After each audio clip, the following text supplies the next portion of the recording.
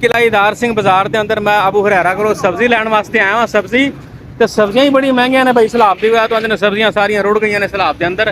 तो इन्हों को वेख्या जनाब करेला बड़ा तकड़ा है, बड़ा डाढ़ा करेला, बड़ा वड्डा वड्डा करेला विखा। हाँ ये तो भाई 12-12 इंच का जो ना करेला लगता है। अबू हुरैरा किसी नाल लड़ाई हो जाए ना करेला मार के सिर ना पाड़ दी तू दा बड़ा तकड़ा करेला ही बड़ा वड्डा है। देखो पर तो छोटे छोटे करेले आते हैं, ये आंदे ने सिंध दे लाया। देखो ना मोबाइल जी मसा पूरा आ रहा है।